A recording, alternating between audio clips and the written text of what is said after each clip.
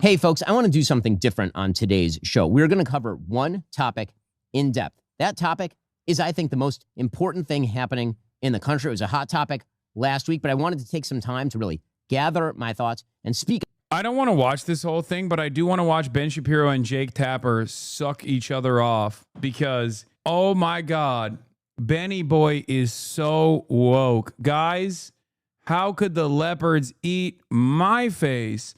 I never thought the leopards would eat my face. That's crazy, said Ben Shapiro. Woke is back, baby. The comments are on his ass. I know, we looked at it before.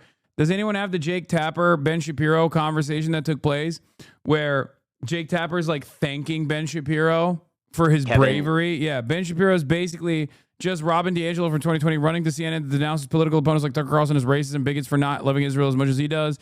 Jake Tapper, Ben Shapiro, we thank you for your voice. Thank you so much. Really screwed things up last week when he decided to inject himself into this controversy with his vociferous defense that contained some rather charged language. I think he's doing the right thing by pointing out the obvious, which is that if somebody glosses Nazis on the air, that person probably should not be associated with a conservative think tank, and that everyone should have a duty to say that that is a bad thing to do. So I'm grateful to Kevin for doing that. I think it's a very good thing that he did that. The real issue here is I think that Tucker Carlson's morphing from, I would say, a very edgy right-wing political figure on Fox News, but certainly within the mainstream, into a conspiracist, a person who ideologically launders anti-Semitism, who ideologically launders all sorts of anti-American. Damn, bro. Yo, he is so woke. Dude, what happened? There's no such thing as systemic racism. Black people are actually simply just violent, and therefore we need the police to beat them up. Excuse me. There's no such thing as systemic racism. Immigrants are lower than dirt. They need to be purged out of the country. Stop with this woke nonsense. Feminism is a cancerous ideology. Jews are under attack. Jews are under attack. You need to be woke. You need to be woke now against Jewish people, please. Why aren't you being woke against the Jews? What's going on? I'm woke now. Hello, I'm Ben Shapiro. I'm Mr. Woke. What the f*** did you think was going to happen, you bitch? You dumb bitch. You are so stupid. Woke is back, I guess. Meanwhile, he's not even woke because, like, he also still is defending Israel's genocide, of course. That is the secondary hypocrisy in this conversation. That is an insta-lock for any human being with a conscience. When you hear someone who is pro-genocide talk about, well, you know, all Jews love Israel and Israel's not doing a genocide, even though everyone knows it is, and you try to cynically still try to do this like anti-Semitism is unacceptable shit, all you're doing is make people go, okay, I guess we're anti-Semites now. Americanism on his show, and then airs it for the public to hear with interviews like the ones he did with Nick Fuentes, which was essentially a massage of Nick Fuentes. You know, I think that took a lot of people by surprise, probably including Kevin. The Washington Free Beacon obtained and posted video of yesterday's Heritage Foundation staff meeting where Roberts apologized for how he's handled Tucker's conversation with Nick Fuentes. Here's part of what Roberts had to say. Know much about this Fuentes guy. I still don't, which underscores the mistake. I can tell you with a clear conscience and not making any excuses that those were my intentions, to fix all of that. And obviously I didn't. I made them worse. We reached out to the Heritage Foundation for comment about the video. We were referred to Kevin Roberts' social media post from yesterday. What's your reaction? And let me just note that Nick Fuentes has been fairly notorious for years now, including when he dined with President Trump at Mar-a-Lago. I mean, I think that's true, but I think that really in order to experience the full wonders of the Nick Fuentes catalog, you really do have to spend some time going through the receipts. I did that earlier this week on my show. And the truth is that most people don't watch politics all that granularly. Even people who are in politics don't spend a lot of time on sort of the fringe edgelord right, the way that Fuentes is. And so the sort of mainstreaming, the popularization and normalization of Fuentes by Carlson is significantly more important than just Fuentes' existence, obviously. It was a seminal moment, I think, when it comes to the right's decision as to whether Tucker himself is a source of truth or whether he is a destructive force inside conservatism. So one of the things you've noted is that it isn't so much, your problem isn't so much that Tucker Carlson had Fuentes on his show, but that he didn't push back at all on the neo-Nazi, anti-Semitic, pro-Joseph Stalin. Dude, I love when they slam the pro-Joseph Stalin thing in there. Like, come on, man. Come on, man. Be serious. Just focus on, if you're going to talk about anti-Semitism, just talk about anti-Semitism, big dog. You're so stupid. That's so dumb. God, they're so stupid. Rhetoric, et cetera.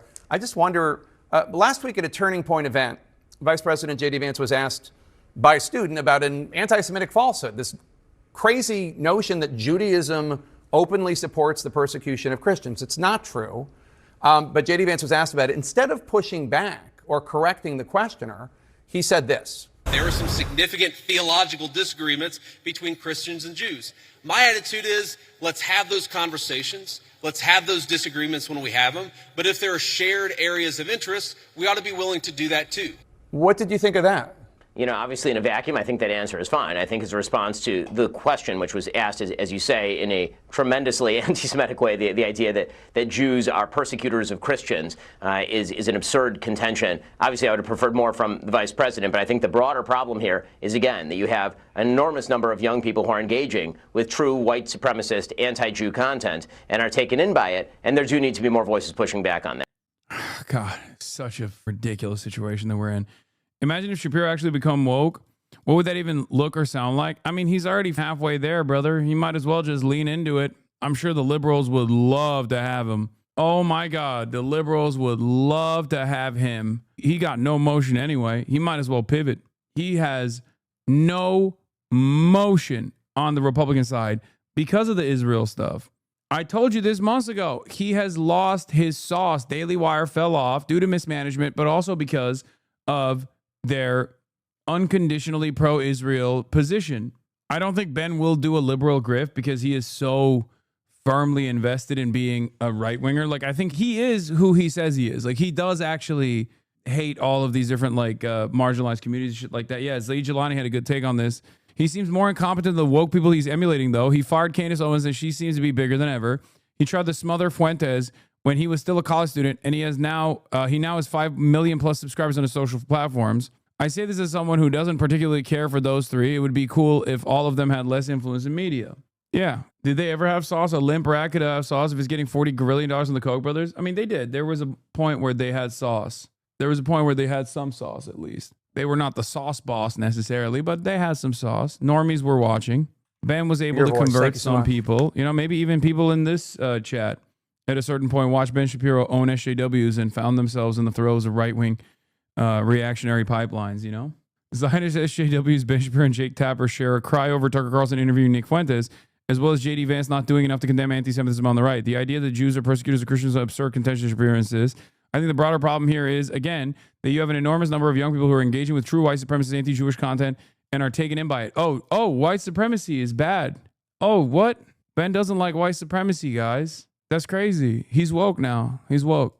1.5 thousand years of Christian anti-Semitism cannot be whitewashed in 60 years. Yeah, it was just so stupid. It was always such a dumbass attitude.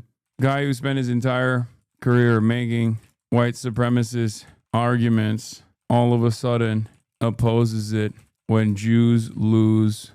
Jews are at the precipice of losing white status by Republicans. I identified back in 2019 that while the white evangelical base of Trump's support was very supportive of Israel, it had many other strong beliefs that made it far more central to the MAGA movement, and these had to do with domestic issues. Israel is not central to maintaining the coalition. White Christian ethno-nationalism is. There's an argument that dropping Israel stuff would actually offer the coalition an opportunity to expand. The strategy of trying to piggyback on this movement, as the Zionist right has sought to do, relied on the tired myths of Judeo-Christian civilization and other forms of common enemism against radical Islam. But anyone who knows anything about the history of the Crusades could have probably told you it wasn't exactly good for the Jews and that this probably wasn't going to work out. Yup. There is a values-based pathway to an American society that protects minority rights for all peoples, and it certainly isn't on the right. But all peoples includes Palestinians, no more exceptions. Now, here's how I think this is going to play out. Are you ready for this? Donald Trump is not going to stop being pro-Israel. He knows where his bread is buttered. This will cause more and more of a fissure for opportunists like Nick Fuentes to greatly slam himself into the conversation by being like, I'm a real one. He's fake. He's still pro-Israel, loves Israel. He is in love with Jews. His daughter converted to Judaism. He's fake.